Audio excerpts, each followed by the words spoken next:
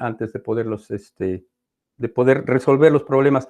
Entonces, el glifosato sí se encuentra en el contexto, pues, de toda una forma de producción, de toda una forma de vida incluso, toda una forma de entender nuestra relación con la naturaleza. Entonces, creo que es interesante que un químico, un compuesto químico, nos tenga a todos tan atentos y que sea de verdad tan interesante como una entrada a esa gran discusión. Rápidamente hay que notar un poquito sobre la historia del glifosato como compuesto químico. El glifosato se conoce desde el principio del siglo XX, pero se usaba como un compuesto industrial por sus propiedades como quelante, que quiere decir que captura de la solución y saca de la solución a compuestos catiónicos que se salen del juego, digamos, del juego químico. Con esto se lograba, por ejemplo, prevenir que se corroyeran o que se taparan tuberías. Entonces se usaba como un agente de limpieza de tuberías industriales. Y no fue sino hasta 1970 en que algún químico dentro de Monsanto, que son los que tenían el compuesto y que producían el compuesto, se le ocurrió probarlo como un herbicida y descubrió que era un herbicida muy efectivo. Un herbicida sistémico, lo cual quiere decir que si se pone en cualquier lugar de la planta lo absorbe y todos los tejidos de la planta tienen el efecto del herbicida. Se vuelve interesante también porque para esa época, pues Monsanto ya estaba perdiendo o había perdido la patente para los usos industriales y estaban buscando nuevos usos, que es una técnica muy común dentro de la industria. Una vez que uno pierde una patente para el uso de una cosa que uno puede producir, se le buscan otros usos para poder empezar una nueva patente, un nuevo uso y seguir haciendo beneficio económico de ese mismo compuesto sin tener que inventar nada, ¿no? Entonces, el descubrimiento en 1970 fue muy importante para ellos porque pudieron patentarlo para este nuevo uso, que es el uso de herbicidas, y se les hizo pues un fast track en los patentes y en la autorización para el uso como herbicida. Ya para 1974 tenían ya autorización para usarlo como herbicida. Y aquí hay que notar también que estamos hablando de una compañía, Monsanto, que no es como ninguna otra compañía en realidad. Pocas compañías como esta han existido en la historia. Esta es una compañía que sigue un poco con la tradición que existía en Europa, especialmente en Alemania, de capturar al gobierno como un promotor de la actividad industrial de esta industria, ¿no? En Alemania esto se convirtió en una industria importantísima, especialmente una vez que entraron el Partido Nacional Socialista, los nazis, a gobierno, porque pudieron capturar en una compañía que se llamaba IG Farben todas las industrias químicas con apoyo absoluto del gobierno.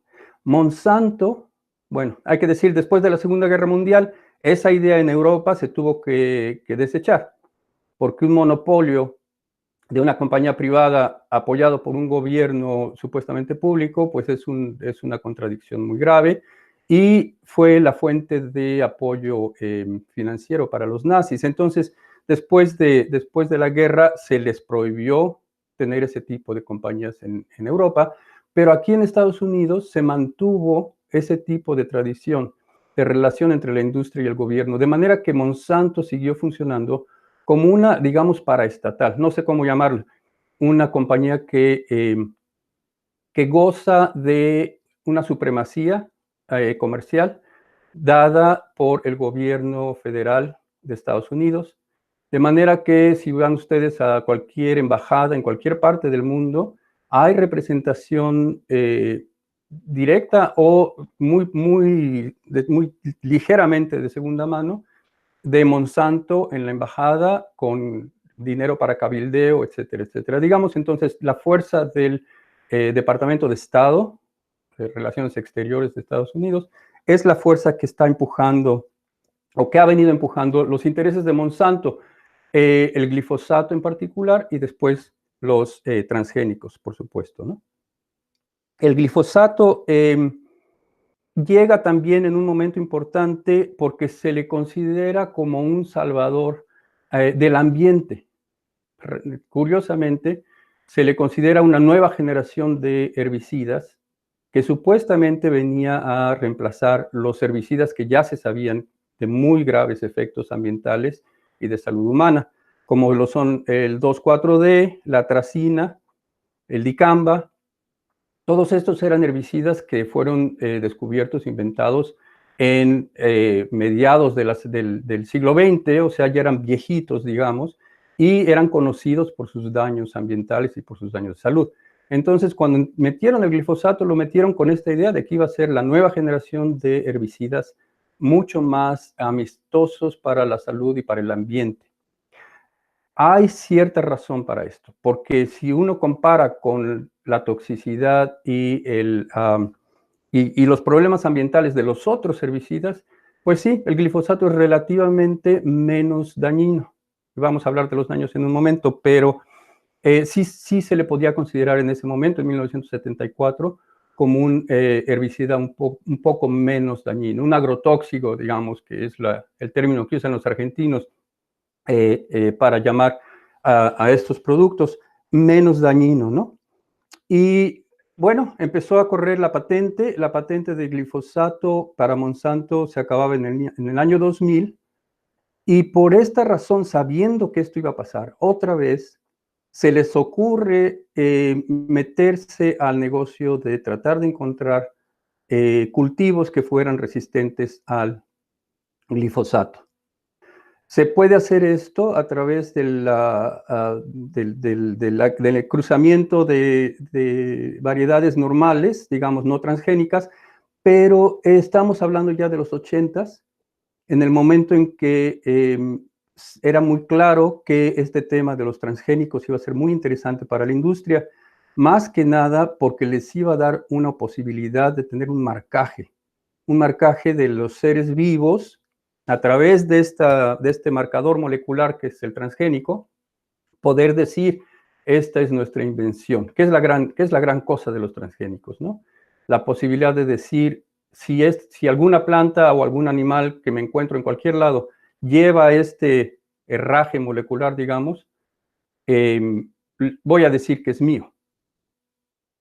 Ya sea que funcione o que no funcione, que funcione mejor o que funcione peor, la verdad no es tan importante. Lo importante es que yo pueda demandar al campesino, demandar al agricultor que lo esté usando.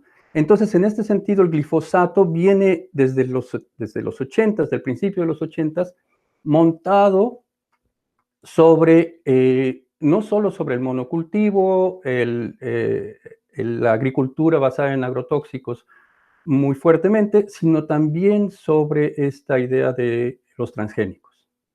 Entonces llega Monsanto a producir a través de transgenia los Roundup Ready, las plantas Roundup Ready, que son plantas resistentes al glifosato. ¿Por qué les interesa? Les interesa, por supuesto, porque pues, pueden seguir vendiendo glifosato, que está patentado para ellos hasta el año 2000, pero ahora lo venden en paquete con semillas que también están patentadas para ellos, ¿no? Entonces aquí se conjunta el problema que también está habiendo en México de la UPOV y del establecimiento de derechos de propiedad sobre seres vivientes, que es otro tema que ya se trató la vez pasada que nos reunimos aquí, Paco.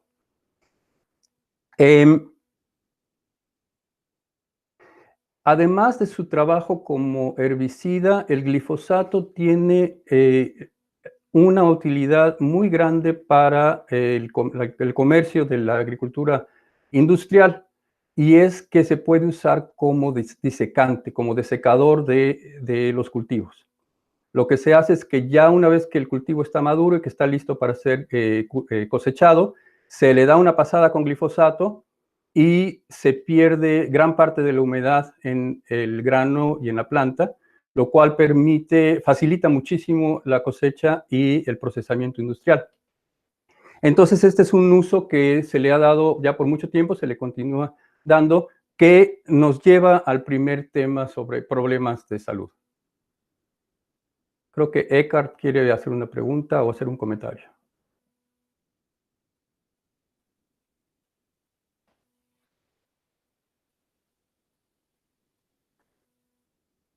Enciende tu micrófono, Eckhart. Está hasta abajo de la pantalla. Tienes que mover tu cursor hasta abajo.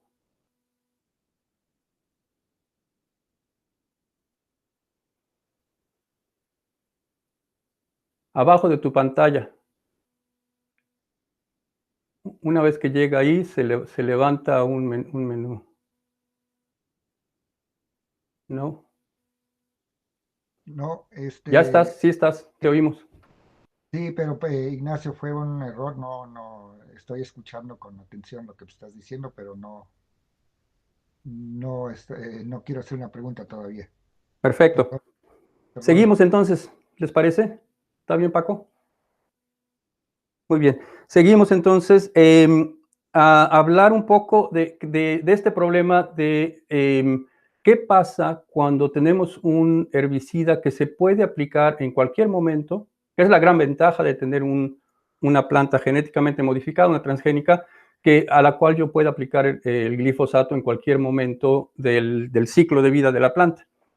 Pues lo que pasa es que vamos a tener sin duda residuos del glifosato en mucha mayor cantidad que lo que tendríamos con cualquier otro herbicida que solo se puede aplicar, digamos, antes de la emergencia de las plantas o en algunos momentos específicos. Sobre todo por el efecto desecante del glifosato que se utiliza cerca de la cosecha, la cantidad de glifosato que viene en los productos que han sido trabajados con glifosato, transgénicos o no, es mucho más alta de la que uno se esperaría. Entonces, la idea de que a través de la transgenia se podía reducir el uso de glifosato, pues era una idea muy bonita al principio, pero en la práctica uno tiene que ser, la verdad, tonto como agricultor para no estar utilizando mucho más glifosato del que sería necesariamente, mínimamente útil. Y bueno, como se vive aquí en Estados Unidos, la industria agrícola, que no tiene nada que ver con el campesinado mexicano, la industria agrícola, pues viven simplemente de subsidios. Ellos no, en realidad no tienen ganancia. Venden, producen, la cosecha es más cara en sus insumos que en lo que la pueden vender, pero tienen subsidios gubernamentales. En esa condición, pues el uso de glifosato se vuelve en una condición sine qua non. Uno no puede sobrevivir como agricultor aquí, agricultor industrial, sin comprar el paquete entero y usarlo a lo loco, ¿no? Entonces, cuando hablamos de problemas a la salud, por ejemplo, o problemas al ambiente, no solo hay que hablar de la química y de la fisiología del compuesto, sino también de las condiciones en las cuales se está aplicando. En este caso, pues es ¿qué digamos? Una inundación del ambiente con este compuesto. Se ha utilizado, por ejemplo, en la supuesta lucha contra la coca en Colombia, se tiraba glifosato simplemente para mantener a Monsanto produciendo. Y bueno, y también en los cultivos comerciales legales también, ¿no? Hay problemas y creo que no se puede discutir, no hace falta perder tiempo en discutir el tipo de problemas que existen. Yo sé que los que trabajan para la industria, ya sea directamente o indirectamente, siempre andan saliendo con que no, pues no se ha probado, que no existe evidencia científica, etcétera, etcétera, pero la verdad creo que no vale la pena gastar demasiado tiempo para decir que el glifosato sí ha sido demostrado como un agente que causa muchísimos problemas, ¿no? Y vamos a ver qué tipo de problemas. En el cuerpo humano está muy claro que el glifosato causa a mediano y largo plazo cánceres de varios tipos, sobre todo linfomas eh, cánceres de la médula del hueso, Se ha demostrado muy claramente que el glifosato también afecta gravemente el desarrollo embrionario y el desarrollo fetal. Se ha demostrado que el glifosato también reduce y causa daños muy graves al desarrollo neuronal, las neuronas mismas, en producción de axones, en tasas de crecimiento, etcétera. Eso en cuanto a los cuerpos humanos, el cuerpo humano. Hay efectos también de inflamación y alergia, sobre todo en niños, cuando se les rocía encima el glifosato. Que esto uno diría no pasa nunca, y sobre todo en Estados Unidos se dice eso nunca pasa. Claro, porque aquí los campos se cultivan desde un tractor por una sola persona. Y ahora ya tenemos tractores de robótica que no existen humanos en los campos de maíz o de soya. Pero, por ejemplo, en Sudamérica, en lo que se llama la República de la Soya, la gente vive allí y los aviones aspersores vienen y están soltando glifosato sobre la gente. Entonces, los pueblos fumigados, y hay un grupo muy interesante en el Cono Sur que se llama los médicos de los pueblos fumigados, y ahí recomendaría muchísimo a los que están interesados a entrar a leer su trabajo. Los médicos de los pueblos fumigados han logrado documentar lo que ha sido un experimento con seres humanos de nivel histórico, de nivel poblacional e histórico, y bueno, los resultados son de verdad aterradores, espantosos. El hecho de qué pasa con gente pobre, con gente que no tiene acceso a los medios, etcétera, bueno, esa es otra cosa, pero la realidad está ahí, y gracias a los médicos de los pueblos fumigados se ha podido documentar muy, muy bien. Además de esto, tenemos otros problemas. El glifosato, siempre los técnicos que trabajan para la industria nos dirán que la enzima que es afectada por el glifosato en las plantas, la EPSP, EPSPS, es una enzima que solo existe en las plantas, eso es lo que nos dicen ellos. Sin embargo, esta enzima también existe en los microbios. No es el único modo de acción del glifosato, pero aún dentro de ese modo de acción, esta enzima existe en muchos microbios, en formas de vida acuáticas, de manera que los efectos del glifosato en el agua y las formas de vida acuáticas también están muy bien documentadas. Y también están documentados los efectos en los microbios dentro de lo que se llama el microbioma humano. Entonces, los efectos en los microbios que están asociados con nosotros, ya sea en el intestino, pero también en otros tejidos y en la superficie humana, se ven afectados muy gravemente por el glifosato. Quedamos entonces con una imagen bastante grave, dado sobre todo el nivel, el volumen de aplicación de glifosato en estos días. Está peor el asunto. Está peor porque el glifosato, como un compuesto químico, simplemente pues es grave, pero se ha demostrado, y esto es algo que en la Unión Europea se está en este momento discutiendo muy fuertemente, y hay casos en la Corte Europea, en la que se está discutiendo el hecho de que el glifosato, junto con coadyuvantes, o sea, todos los otros componentes que se mezclan en la jarra de Roundup, o en México creo que se llama, ayúdenme, se me olvida faena, cómo se llama. ¿Perdón? Faena. Faena, exacto. En faena, lo que viene en la botella de faena no es solamente glifosato, sino que es glifosato con un montón de otras cosas que son necesarias como coadyuvantes y como material inerte, supuestamente, así lo ponen en la etiqueta, y está demostrado que estos coadyuvantes y materiales supuestamente inertes son también dañinos para seres vivos en diferentes situaciones y para los humanos. Y peor aún, las interacciones entre estos compuestos, el glifosato, los coadyuvantes y los agentes supuestamente inertes, también tienen efectos que no son predecibles utilizando lo que se sabe de cada uno por separado. O sea, las interacciones son sinergísticas a nivel químico y a nivel fisiológico, tanto en humanos como en formas de vida del ambiente. Último problema, el origen del glifosato.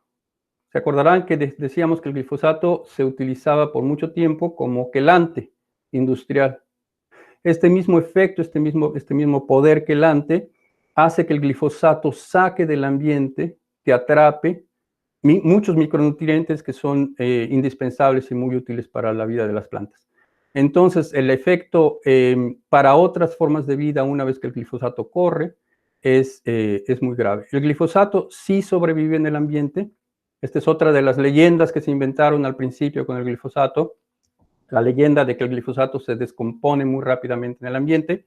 Sí, de hecho, se descompone más rápido que el 2,4-D o que la atracina, pero si existe, por ejemplo, si existen arcillas en el suelo o si es un suelo ácido, el glifosato no se descompone tan rápido como nos decía.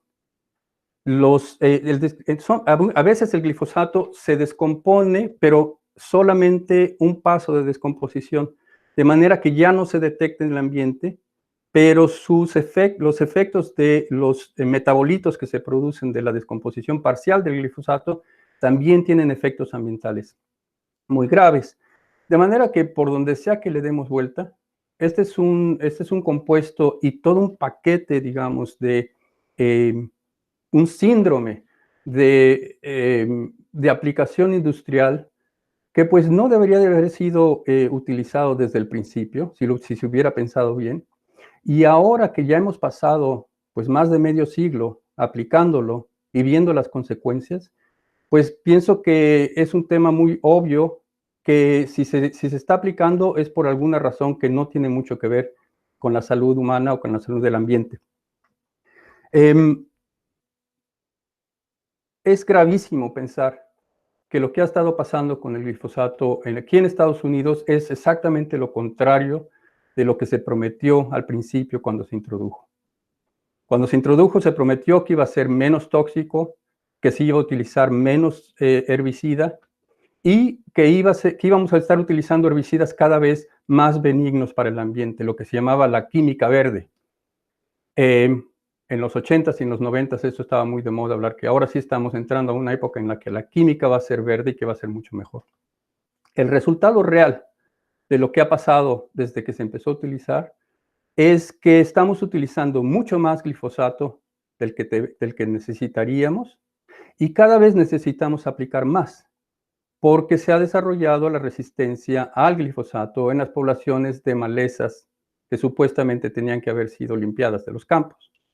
Entonces, la aparición de la resistencia de las malezas al glifosato obliga a los agricultores a utilizar más glifosato para que funcione, pero mucho peor que esto es que se ha estado regresando al pasado a utilizar los herbicidas que ya se suponía que no se iban a utilizar porque eran muy tóxicos, de manera que ahora se está utilizando atracina, 2,4-D, dicamba.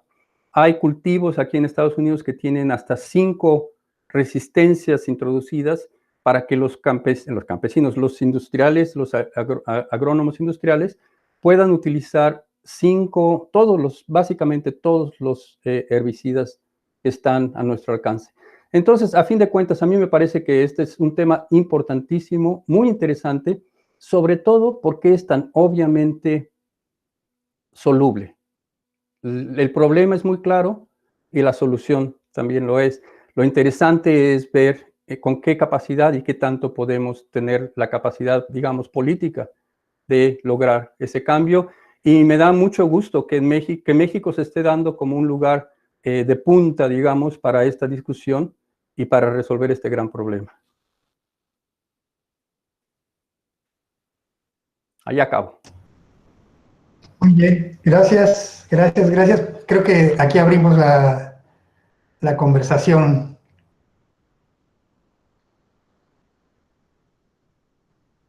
Muy interesante. Vamos a esperar un ratito porque parece que se le cayó ya regresó. Ya regresó Ignacio. Ya estás de regreso, ¿verdad? De regreso, perdón. Muy bien. Pues está abierto. Mario va a ir llevando la lista de los que se apunten para hacer preguntas o comentarios. Hagámoslo como conversación, ¿no? Ujú. Pero luego de repente se amontonan y Mario nos va a ayudar para Raúl, que no... Raúl Álvarez, Adelante. hola, gusto, gracias por la charla.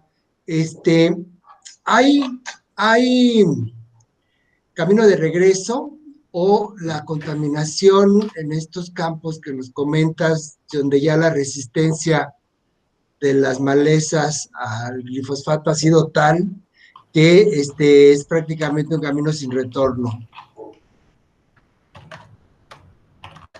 Es pregunta. Mario, ¿contesto o tú nos das la palabra? No, yo creo que si puedes contestar, vamos a hacer lo siguiente, a través del chat se van a ir anotando y te parece si respondes o igual, a lo mejor tomamos tres preguntas y respondes las tres y vamos haciéndolo por sesión, ¿les parece? Como tú digas, Mario. Bueno, entonces mira, si puedes anotar entonces la de Luis Álvarez y seguiría Federico Berrón y después de Federico el gran amigo Écar.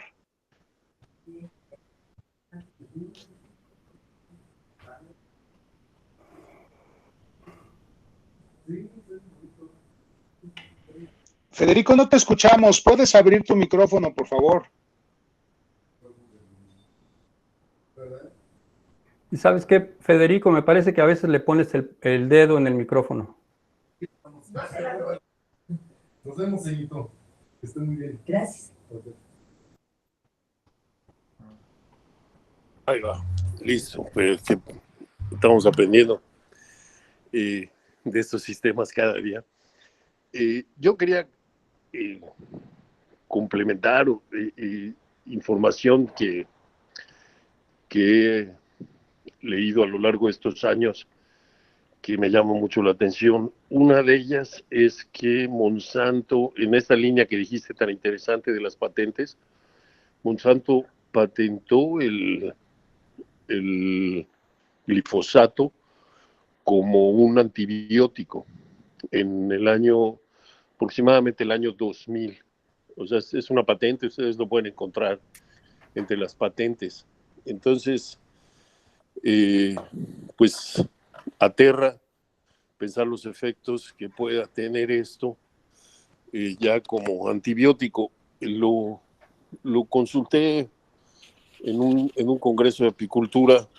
Estaba como esposa de un apicultor suizo, la responsable de la oficina suiza para los transgénicos. Y se lo comenté. Le dije que si sabía ella que estaba patentado como antibiótico. Y me dijo que sí sabía. Y le pregunté, ¿y por qué no está esto incorporado a los análisis? No sé si sea correcto decir toxicológicos, pero creo que sí. Y me dijo, la razón es muy sencilla. Como no está registrado para su uso como antibiótico, pues no se le considera, ¿no? Entonces, imagínense el impacto que puede tener eso. Yo desde el punto de vista de los residuos en alimentos, en la miel, por ejemplo, pues no tenemos derecho a ningún antibiótico. La leche tiene derecho a 100 partes por billón de los antibióticos clásicos que se usan en la industria lechera de gran escala, como serían las sulfonamidas y las streptomicinas. De otros antibióticos como el cloranfenicol, los nitrofuranos, estamos autorizados a una parte por billón. Entonces, imaginen el efecto si en Estados Unidos la autorización del agua es 700 partes por billón. Entonces, yo quería traer a la luz esto y complementar lo que decías de los inertes o coadyuvantes que indebidamente ostentan como inertes. que esta polioxietilamina está aquí la doctora Velázquez, creo que es Teresa, aquí en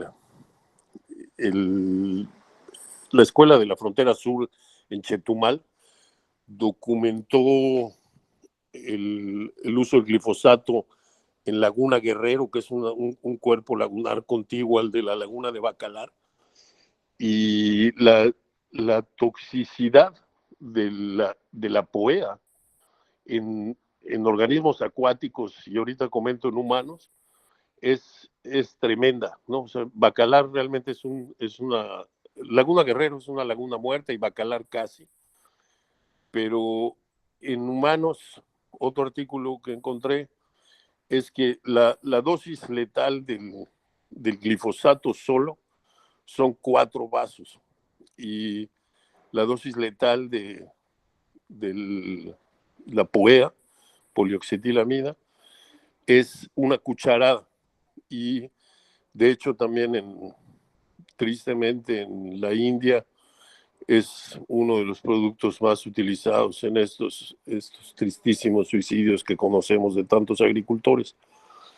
Entonces, este uso como secante de los cultivos, más el del transgénico, ¿qué podemos esperar que eso esté pasando en los humanos? Esa era mi pregunta, comentario también. Gracias.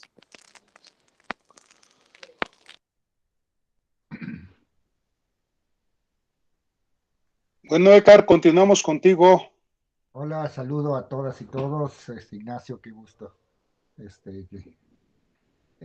Rápidamente, lo que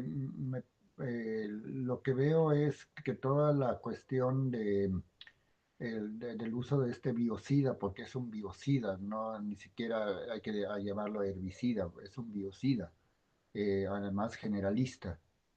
Y la agricultura tropical e industrial prácticamente necesita de este industrial, estoy hablando de este biocida, y por eso tanto la cuestión de los menonitas y de los en el sur de México y las 80.000 hectáreas que pretendían introducir la soya transgénica en el sureste mexicano.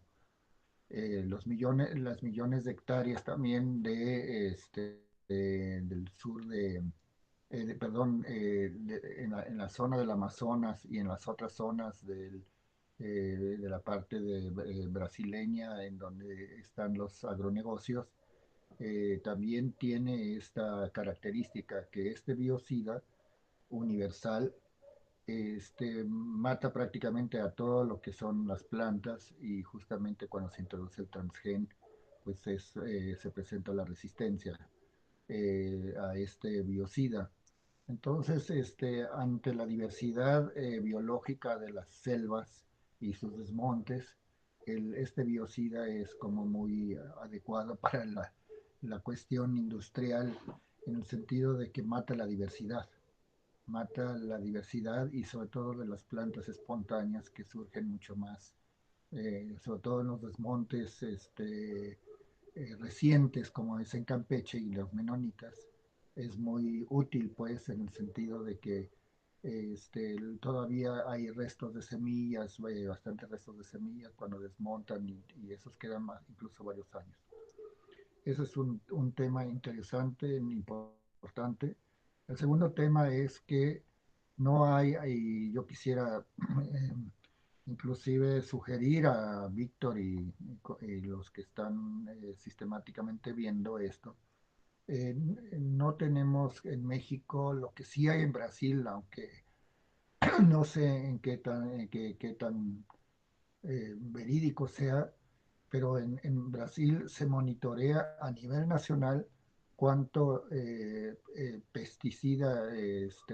perdón, plaguicidas es la palabra correcta, se aplica a la agricultura industrial, cuántas toneladas, etcétera, y dentro de ello este biocida que es el glifosato es el que más tiene, en términos de cantidad, más se aplica como mayor cantidad.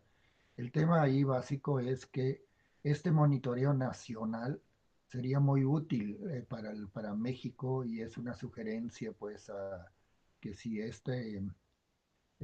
pues que esta reunión que tenemos, hacerle una sugerencia a CONACYT y a eh, el propio Víctor, que se monitoree sistemáticamente la aplicación, aunque pues evidentemente hay contrabando, hay probablemente empresas formuladoras de glifosato y sus coadyuvantes en sus componentes que los juntan, eso lo sabemos también, no, a veces no viene completo, sino lo van formulando.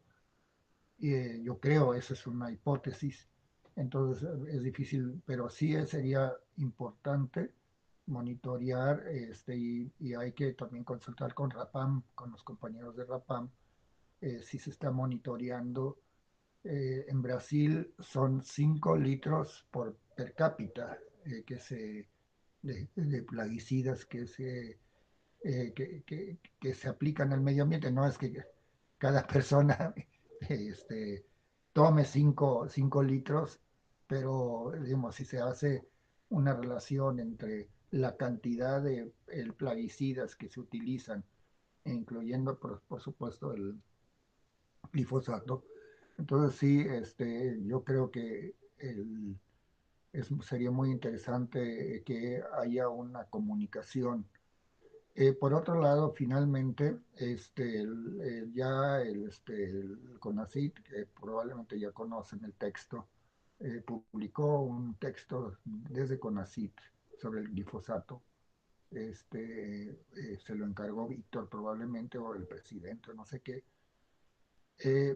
Pero yo creo que allí todavía está muy bien, está muy sencillo y muy bien explicado, pero lo que yo creo es que hay que seguir haciendo expedientes de glifosato sistemáticos, expedientes sobre todo geográficamente distribuidos por un lado, por otro lado, expedientes de relación para la salud humana.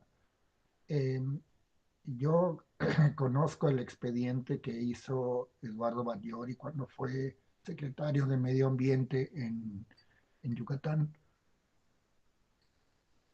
Es un expediente muy completo que lo hizo hace por lo menos 8 años.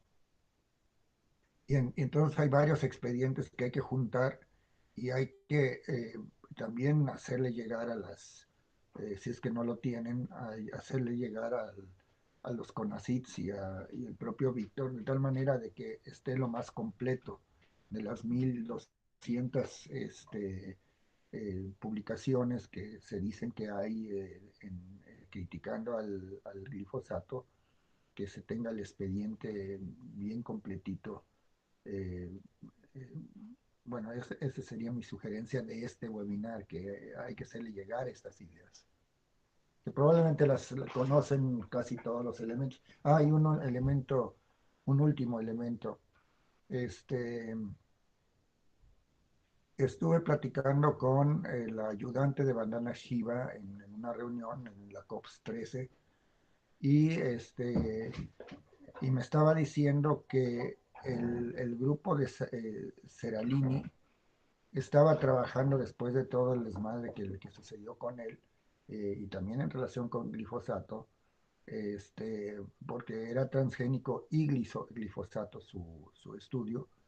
Él se abocó en ese momento, en el 2016, sistemáticamente a lo que tú dices, Ignacio, sobre los adyuvantes. Evidentemente los adyuvantes para Seralini, en ese momento, para el grupo Seralini, era, diremos, entre los transgénicos, entre el glifosato en sí, y para ellos era el grupo de Banana Shiva veía con preocupación, pero cómo se estaba moviendo la crítica al glifosato y la crítica de los transgénicos hacia los adyuvantes, porque son N veces más tóxicos. Lo veían con preocupación porque pues, era importante no permitir ninguna excusa de que el glifosato es tóxico, etcétera, y biocida. Y finalmente, Elena Kahn, no sé si está aquí, nos proporcionó hace unos años un texto, una PowerPoint de un canadiense, en donde hace un estudio fino sobre la influencia del glifosato al intestino, en el intestino, y cómo el glifosato, y lo recuerdo bien,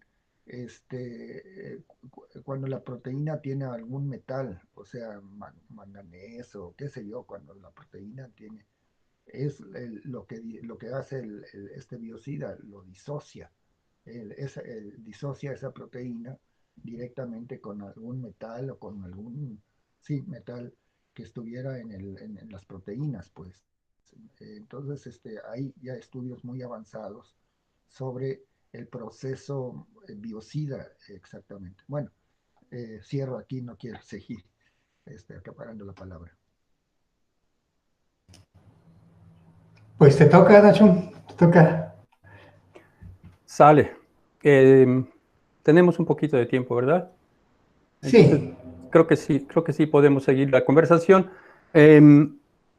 Todos temas muy interesantes y bueno, lo interesante aquí o lo importante para mí es ver la dimensión del tema, ¿no? El tema es en verdad muy amplio y muy interesante porque sí ramifica a todos estos otros aspectos que son de importancia social, de importancia política, pero también de importancia en el sentido de cómo nos entendemos a nosotros mismos en el ambiente, ¿no?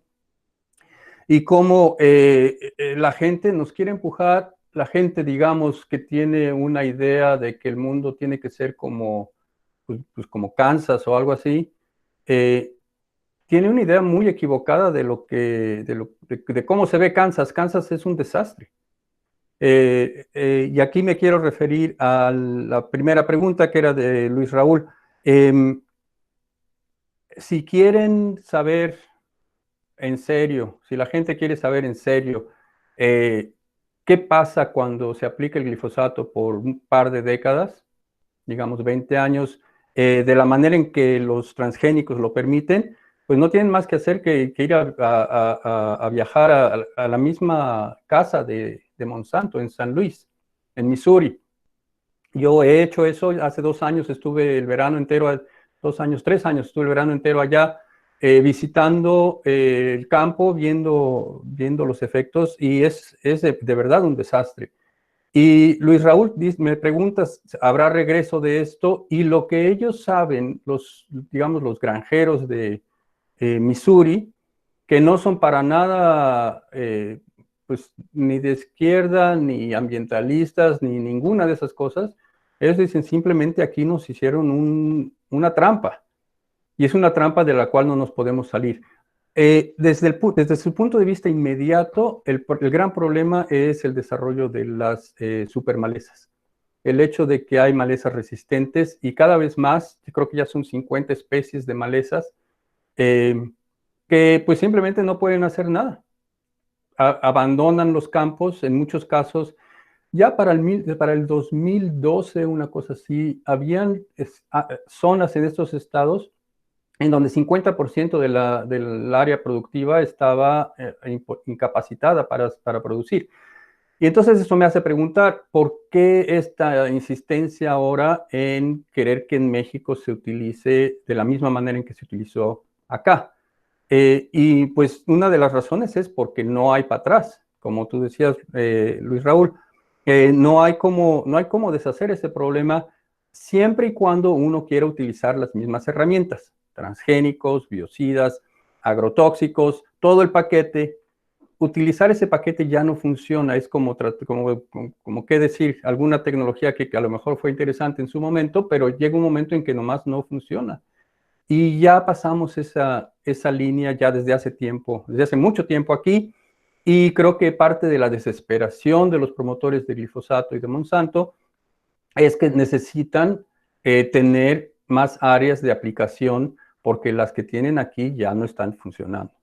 Desde el punto de vista, si uno abre un poquito el universo de las posibilidades, porque decía yo, no hay regreso si es que se quieren seguir utilizando neciamente las mismas técnicas, pero si uno abre un poquito el horizonte de posibilidades, pues claro que hay regreso.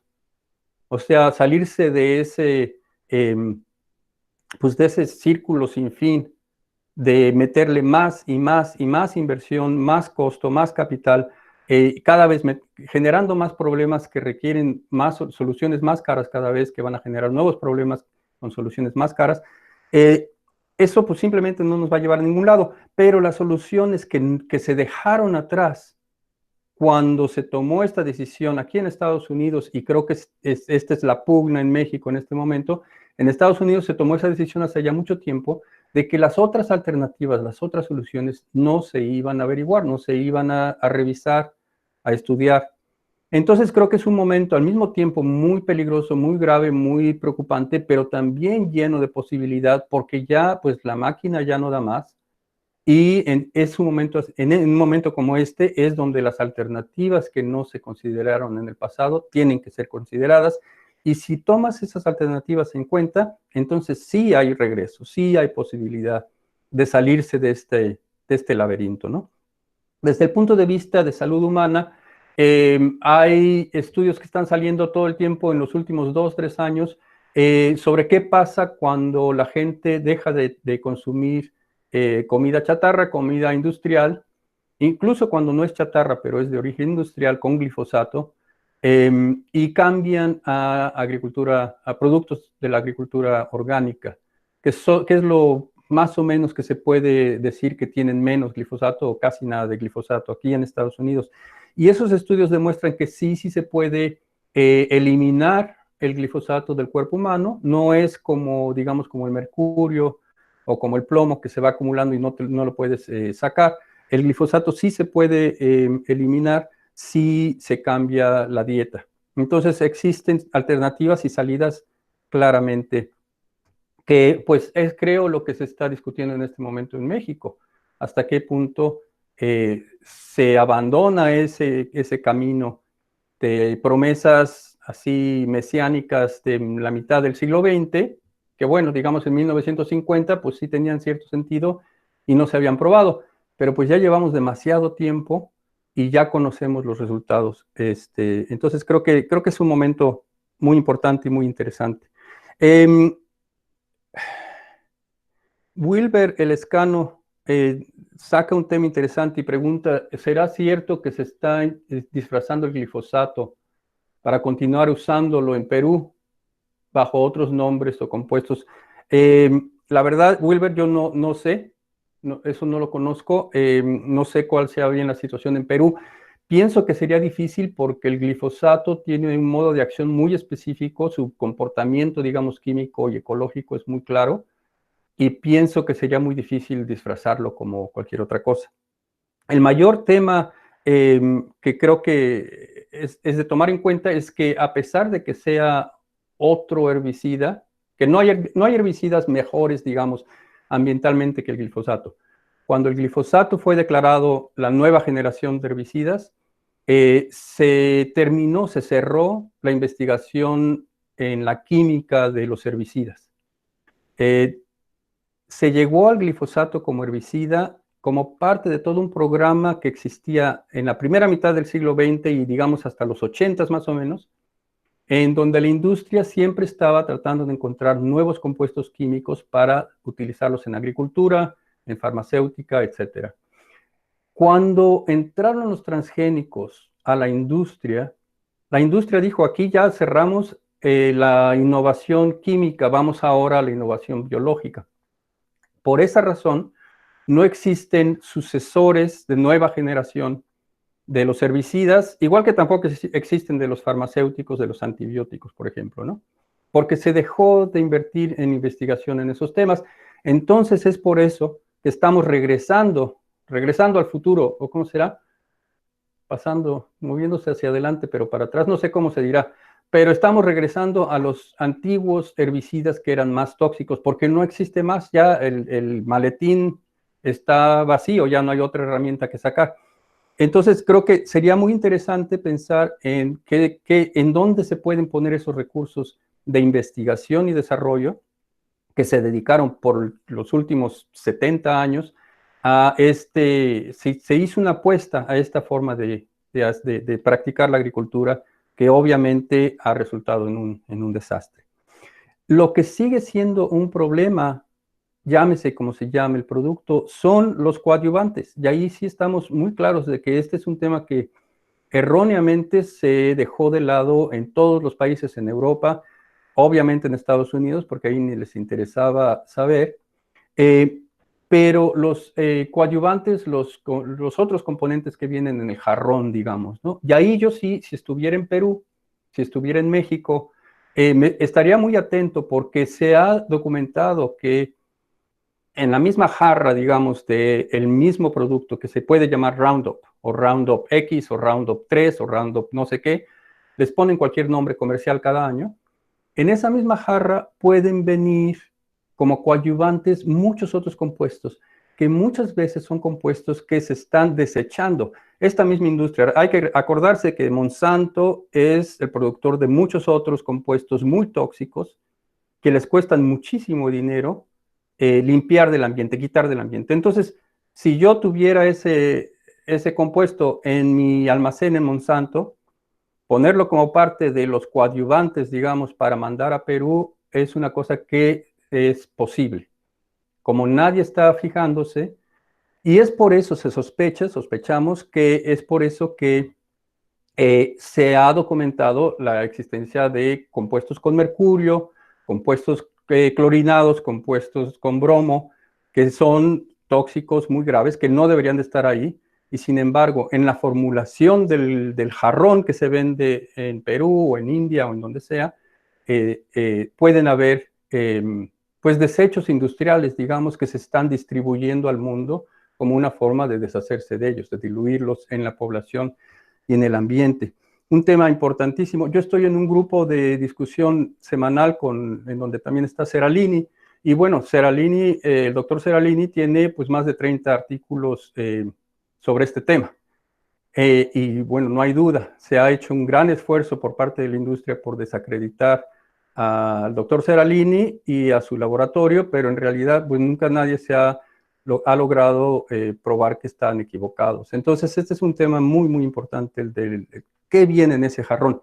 Y ahí estaría completamente de acuerdo con Eckhart, que un esfuerzo de capacidad analítica, aquí estoy viendo la foto chiquita de María Chapela, mi sobrina, que está dedicada a la analítica química, y pienso que tendrías tú mucho trabajo, María, si se pudiera hacer un esfuerzo por aumentar la capacidad analítica y estar muestreando el ambiente, estar muestreando lo que se vende, lo que no se vende, y lo que resulta, lo que corre por los ríos, etcétera, ¿no? Creo que sería un tema muy importante. Pero finalmente, creo que se trata de una forma de agricultura diferente.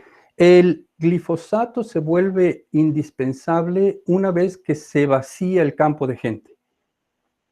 Cuando uno tiene que desmontar el cerrado en Brasil, o uno tiene que preparar un campo en Wisconsin para sembrar, si no tengo mano de obra, si no tengo trabajadores, o si no estamos trabajando, que no existe gente en el campo, pues sí es muy fácil, se vuelve muy fácil utilizar un químico para hacer el trabajo que antes se tendría que haber hecho a mano o con un tractor, etcétera, ¿no? Y es por esto que también el sitio de mayor crecimiento del uso de glifosato no es donde más se aplica, pero es donde Monsanto está teniendo más crecimiento de beneficio económico, es en el campo urbano y suburbano, donde la gente utiliza esto en vez de agacharse a levantar la plantita que le está molestando porque le mueve su banqueta o lo que sea, pues van con la pistolita de glifosato y le tiran glifosato. Entonces, el crecimiento y el uso en contextos urbanos, suburbanos, periurbanos, es un tema también de mucho problema. Finalmente, respecto a la posibilidad del glifosato como antibiótico, no había yo escuchado de esta patente, pero como había dicho antes, En ese momento Monsanto estaba buscando la manera de mantener una patente sobre el mismo compuesto. Entonces no me sorprende que hayan estado metiendo patentes para muchos usos. Cuando yo trabajaba para la industria, la compañía con la que yo trabajaba ponía patentes para cosas que servían y para cosas que no servían. El chiste era simplemente evitar que los competidores lo utilizaran. Simplemente poner una patente para que nadie más la pueda utilizar. Entonces me parece que esta idea del antibiótico ha de haber salido así, diciendo, no lo pensamos usar como antibiótico, ni lo vamos a tratar de registrar, pero si a alguien le sale la idea, ya vamos a tener la patente ahí. Para ellos no es demasiado caro poner una patente, entonces no creo que sea algo que esté en el horizonte como uso del glifosato. Creo que hasta ahí quedé con esas preguntas. Ok, Ignacio, tenemos una pregunta de Fernando Ruiz. No sé, Fernando, si quieres abrir tu micrófono para plantear la pregunta. Sí, muchas gracias. Buenas tardes a todos. A riesgo de parecer abogado del diablo, cosa que no quiero de ninguna manera parecer, a mí me gustaría poner sobre la mesa un poco los argumentos también de la parte opositora a nuestra propuesta, ¿no? Es decir, el Consejo Nacional Agropecuario y también el equipo de Víctor Villalobos han puesto como un argumento para su propuesta de impulso al glifosato o de oposición al mandato presidencial de restringir su importación y suspenderlo hasta el 2024, han puesto como argumento el hecho de que México no puede garantizar la posibilidad de depender menos de la importación de alimentos a partir exclusivamente del modelo, digamos, impulsado por Toledo y todo este tipo, modelo agroecológico, sino que tiene que continuar favoreciendo todo este modelo agrícola, yo voy a llamarlo intensivo en capital, ¿no? Con todo un paquete tecnológico bien elaborado. Entonces, de hecho, se ha puesto como horizonte el 2024, que a mí se me hace casi inalcanzable, ¿no? Para que en tan solo 4 años pudiéramos, digamos, desarrollar todo un modelo alternativo que permitiera al país ya no ser autosuficiente, sino por lo menos reducir en cualquier grado la dependencia tan brutal que tenemos de alimentos, ¿no? Entonces, ¿qué tan posible ven ustedes? Y no le hago pregunta nada más a Nacho, sino a cualquiera de los participantes que quiera intervenir. ¿Qué tan posible ven ustedes que realmente podamos lograr alcanzar esta meta del 2024 sin glifosato? ¿Y qué tan factible sería que este nuevo modelo o esta transición a su nuevo modelo, cuya investigación se le ha encargado también al CONACYT, pudiera ayudar a lograrlo? Es todo, gracias. Mario, ¿contesto ahorita? Bueno, ¿por qué no le damos la oportunidad a Elena? Y ya para que tengas 2 respuestas, ¿te parece? Elena, si quieres hacer tu planteamiento, por favor.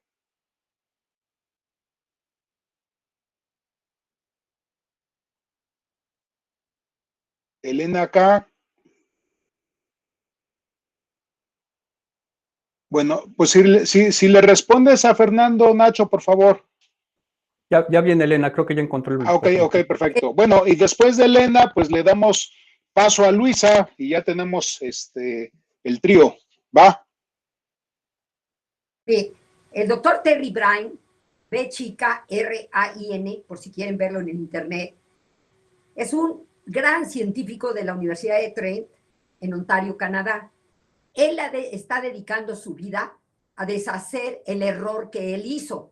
Él trabajaba para el gobierno de Canadá y él fue el impulsor de la canola transgénica y la metió él a Canadá. Después de estudiar bien y ver el desastre, se está dedicando su vida a ir de lugar en lugar a mostrar a la gente qué fue lo que pasó. Él presenta un video que me mandan sus correos, se los mando a todos. Él sabe que yo lo traduje al español, subtitulado al español, y está muy contento de que lo hice.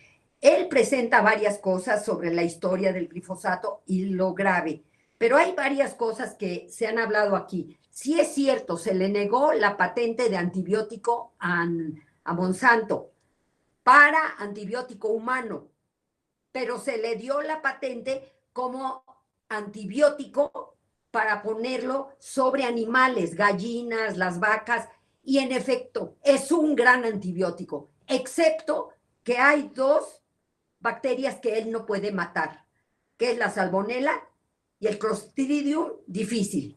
No los puede matar. Eso ha hecho que al matar el resto de las bacterias, los enemigos de salmonela o Clostridium murieron. Entonces estos han hecho un mundo entero, se han apoderado del mundo. El Clostridium es el terror de todos los hospitales. Una vez que un paciente tiene el Clostridium, no hay forma de sacarlo, muere.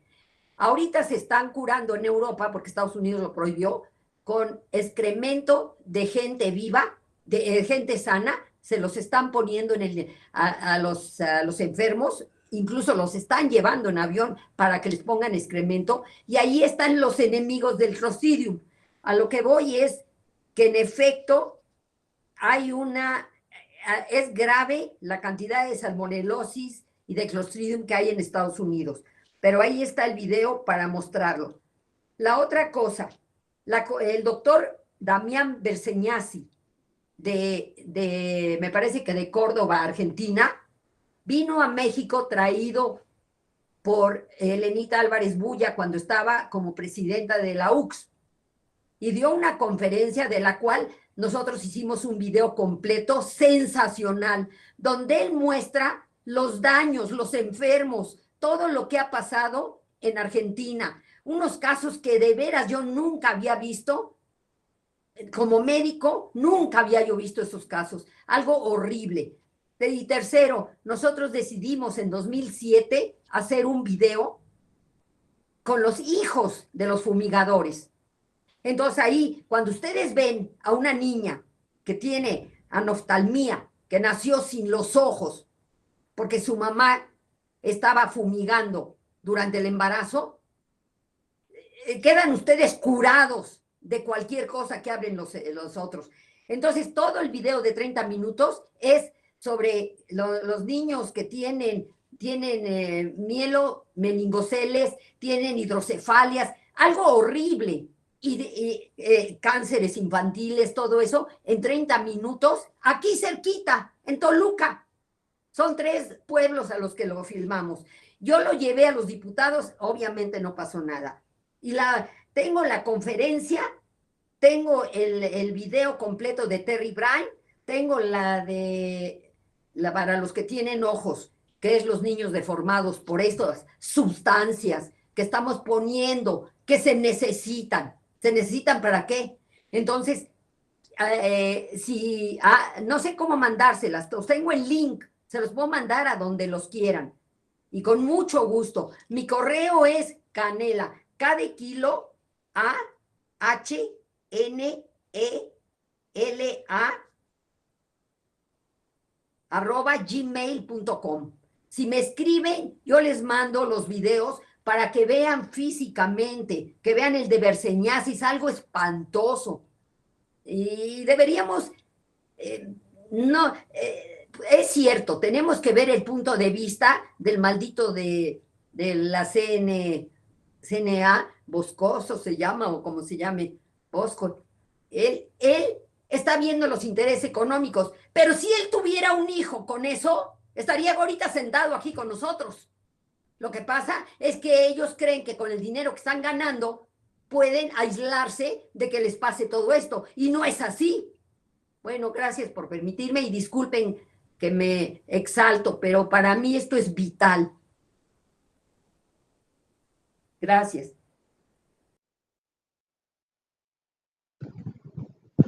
Luisa Pared, si gustas, por favor, gracias.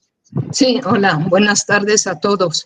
Bueno, retomando un poco donde lo dejó Fernando Ruiz, viendo la película desde el otro lado, hay no solamente el mito que él menciona, sino también el mito de que la agricultura campesina es un poco la producción campesina insignificante, insuficiente para alimentar el país. Esto justificaría que necesitamos 4 años para la transición agroecológica. Bueno, esto por un lado. ¿Cómo desmontar ese mito, pero al mismo tiempo encarar el hecho de que con un campesinado que ya lleva décadas usando el herbicida como machete, porque acabas el trabajo mucho más rápido, y si a eso agregamos otros factores, quiero centrar esto alrededor de cómo desarrollar una alternativa bottom-up, ¿no? Desde abajo, en esos 4 lentos años de espera a que se llegue a la prohibición, y cómo encontrar estrategias propias de la agroecología, que lo vemos con Sembrando Vida, con otras cosas, no es algo tan rápido y sencillo y fácil, ¿no? Si a eso agregamos la coyuntura de la pandemia o la situación o el hecho de la pandemia, donde se relacionan coenfermedades con las vulnerabilidades,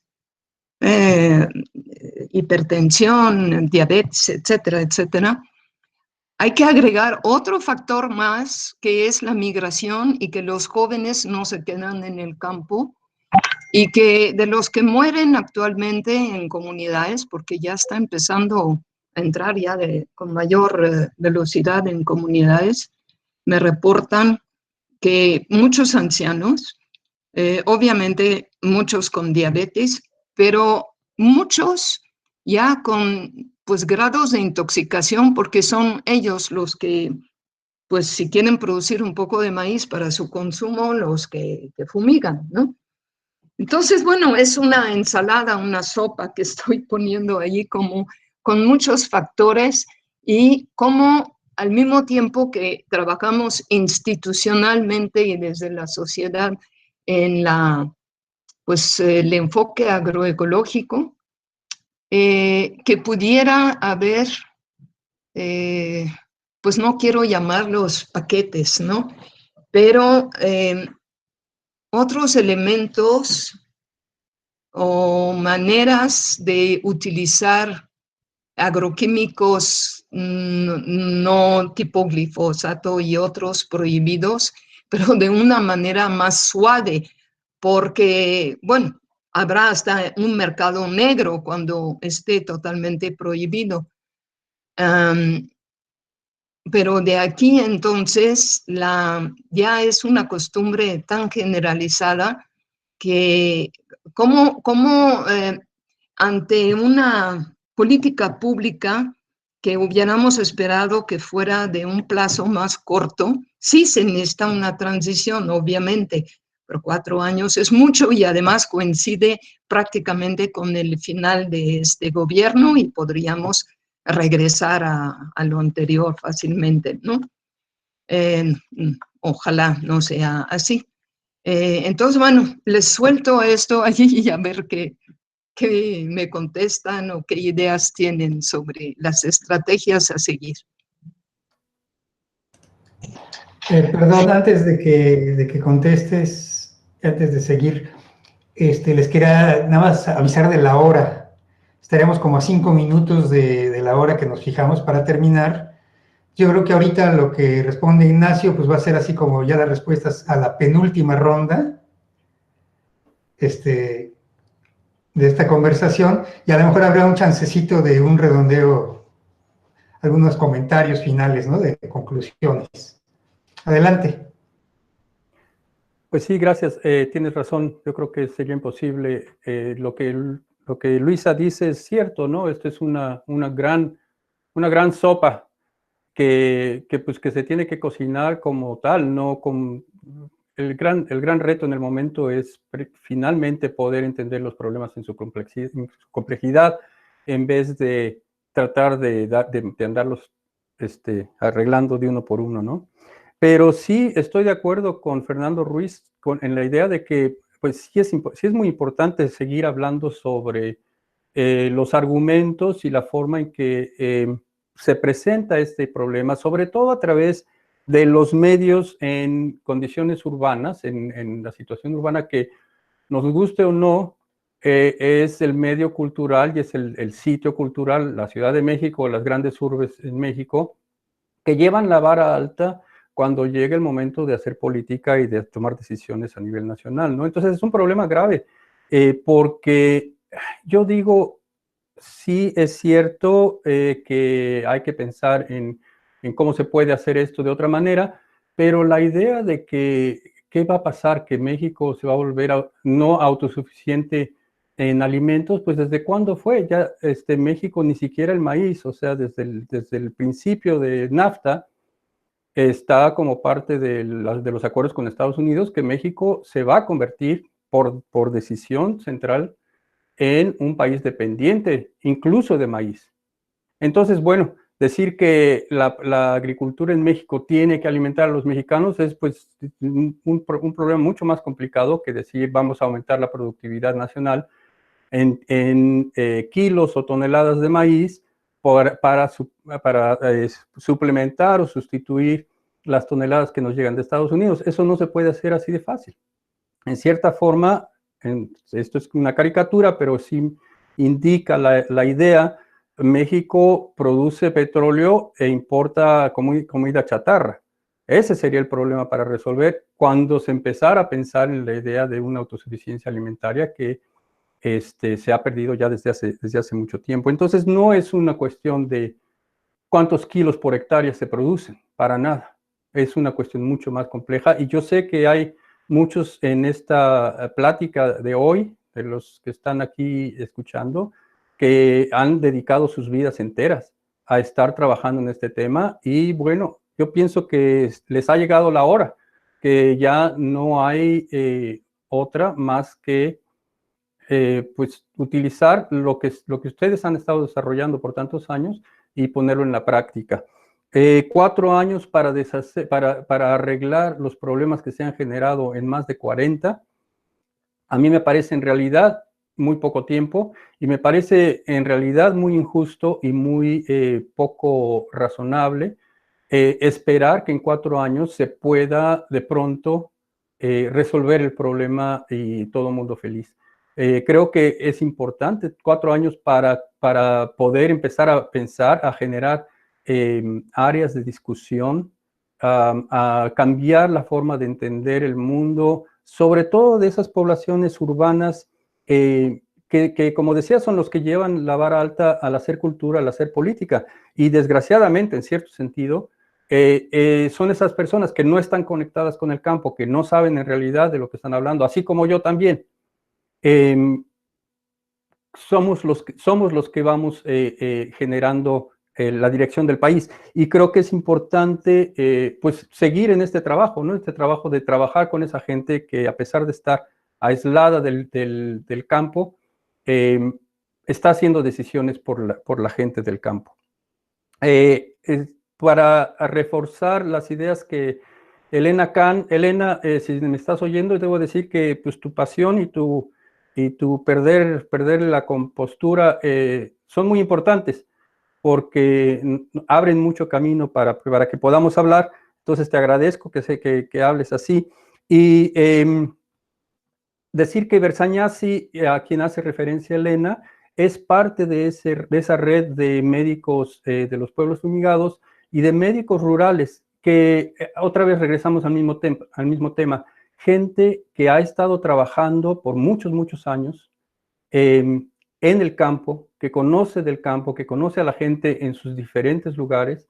Esos son los que en este momento, creo yo, serían los que deberíamos de traer al centro, que deberíamos de traer a la batuta, digamos, de la orquesta tan complicada y tan grande que hay que dirigir. Y yo sí esperaría que ya sea en este gobierno, en esta administración, en la siguiente o como sea, independientemente de ese gobierno central, sí esperaría que México finalmente sí despierte a este reto tan interesante, tan importante, que le da una oportunidad como país de ser pionero, de abrir brecha para muchos otros países que no lo pueden hacer. Uno pensaría países como India, por ejemplo, que tiene tal cultura agrícola y tiene tanta complejidad política, pues están muy amarrados de manos.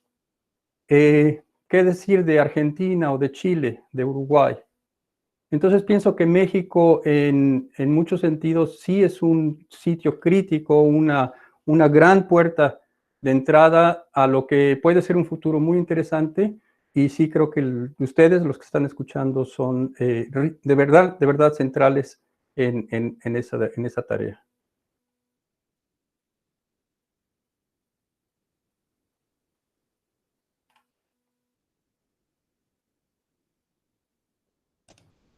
Pues creo que estamos ya en la ronda de conclusiones, ya ahorita estás concluyendo parte, pero quizás alguien más quisiera ayudar un poquito a cerrar.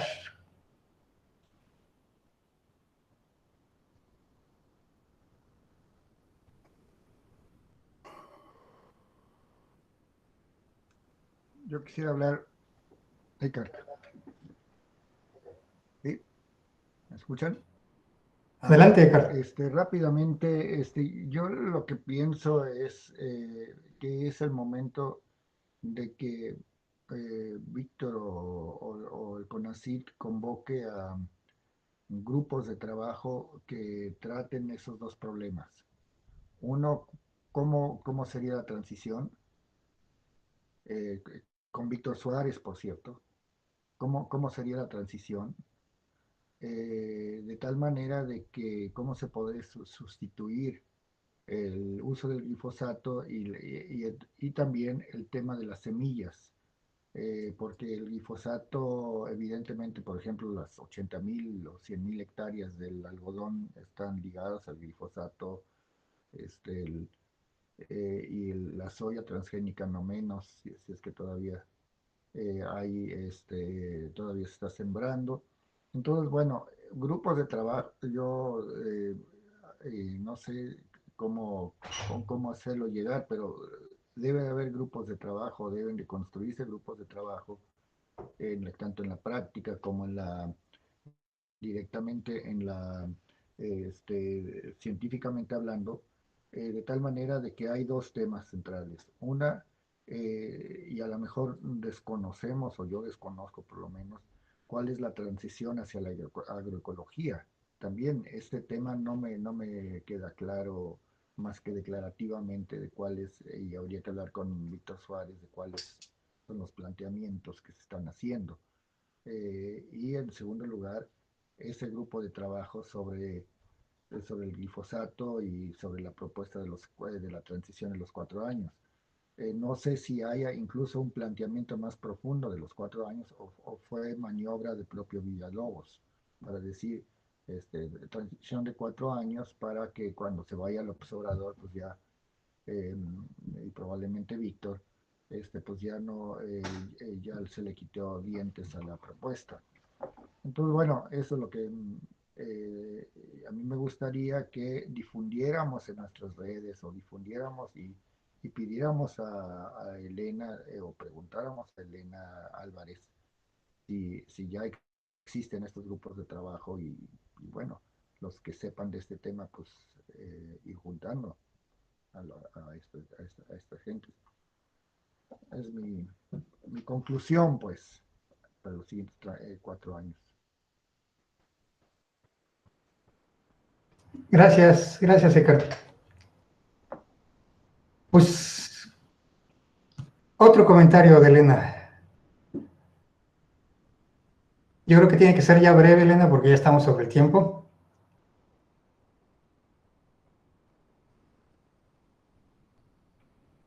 Pero adelante.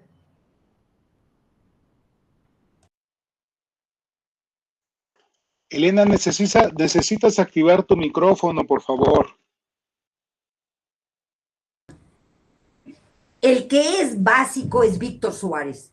Él está haciendo las cosas, pero tiene que hacerlo en pequeño, calladito, porque Villalobos tiene el poder para correrlo, como corrió a Crispín, ¿cómo se llama? Moreira, de la FAO. Lo corrió Villalobos. Yo hice una carta, ustedes, muchos de los que están aquí, la firmaron para que regresara. Nos iba a ayudar, porque la FAO decidió que las únicas semillas resilientes para el cambio climático serían aquí en América las nativas. Entonces la FAO iba a poner dinero, se dividió en grupos, yo iba a estar en la parte de Xochimilco, todos íbamos a empezar agroecología, pero bien, con pura nativa para ser resilientes y garantizar la comida con el cambio, como dice Esteba, con el colapso climático. Entonces, estábamos todos listos. Cuando se enteró Villalobos, corrió a Crispín de la FAO, al director de la FAO México, lo corrió y todo nuestro proyecto se vino al suelo. O sea, no es tan fácil con la buena voluntad que tenemos todos los que estamos ahorita reunidos para hacerlo. Ahora, por el otro lado, ¿se puede o no se puede cambiar? Sí, sí se puede cambiar, pero hay que tener paciencia.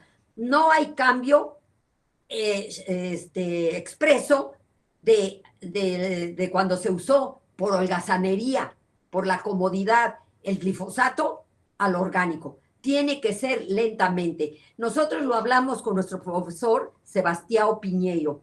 Él nos explica que tenemos que ir convirtiendo en orgánico todo el material orgánico, ponerlo a fermentar como una composta, meter lo más que se pueda, meter harinas de roca para que se formen nuevas bacterias en el suelo y que tengan la harina de roca para que tengan los minerales, para que se puedan desarrollar. Entonces, sí se puede, pero no puede de ninguna manera de golpe quitarse todo y aparecer lo otro. Es un proceso de formar la microbiología abajo. Una vez que esté la microbiología abajo, se puede hacer el cambio, pero hay maneras de acelerar que se haga la microbiología abajo, como la captación de bacterias de montaña, que en 30 días en un tambo las estamos desarrollando, pero fantásticos, al grado de que las que son, que respiran oxígeno, esas se convierten en esporas y están ahí sentadas esperando un buen momento. Entonces, con una buena dirección, haciendo captación de microbiología, haciendo biochar y metiendo el biochar. No sé si ustedes saben lo que es el biochar, es una forma de quemar la madera a un tipo de carbón que deja muchos huecos. Entonces los llenamos con microbiología que captamos de las montañas y eso es como si fuera sus casas. Lo meten afuera y ahí ellas tienen donde empezar a desarrollarse. Les damos material orgánico compostado, les damos la harina de roca para que tenga los minerales y se puede ir acelerando más el que se pueda ir convirtiendo, pero lo están negando porque no quieren dejarnos esa oportunidad, porque es más cómodo. Para mí, la droga del siglo es la comodidad. Todo lo que te puede matar te lo venden como cómodo. Entonces, la gente no quiere invertir su tiempo, trabajar un poco más, hacer la captación de bacterias, todo eso. Entonces, si nos hacemos a la práctica, como lo está haciendo Víctor, porque Víctor sí lo está haciendo y lo está dirigiendo, viene a veces Sebastião Piñeiro y viene y le indica y todo eso, pero tiene que hacerlo muy poquito, porque lo puede correr Villalobos. Entonces todo se tiene que hacer en chiquito. Ese es nuestro México, así somos, pero queremos mucho nuestro México. Gracias por dejarme hablar. Muchas gracias, Elena. Ahora sí ya estamos, bien interesante lo que planteas. Ya estamos ahora sí sobre el tiempo. Ojalá no se acabe aquí y que sigamos estas sesiones. Me gustaría que Ignacio ya cerrara ya con un último comentario, porque ya no debemos de abusar del tiempo de los demás. Adelante, por favor. Pues gracias por el privilegio de cerrar, donde yo creo que no hay que cerrar, yo creo que hay que seguir, como tú decías. Y pues quisiera simplemente dar voz a la gente que escribió, mandando saludos desde Los Ángeles, saludos desde Oaxaca, diciendo el tiempo. Esta es Rosa Stanton desde Oaxaca y yo soy Maíz desde Los Ángeles. Rosa Stanton dice, saludos desde Oaxaca, el tiempo que se requiera. Esto es parte de un esfuerzo que ya inició, es una lucha constante. Saludos a todos. Y Federico Berrón dice, prioridad a recuperar la cultura de la milpa con tecnología del futuro. Hay más milperos que ingenieros agroecólogos y quizás son más. Y bueno, pues yo pienso que ahí Federico Berrón dice el mejor cierre para esta sesión, que es decir, manos a la obra. Muchas gracias. Gracias a ti. Gracias a ti, gracias a todos. Hasta luego. Gracias, Nacho. Adiós a todos. Adiós. Hasta luego. Luego. Muchas gracias. Estés bien, Luisa.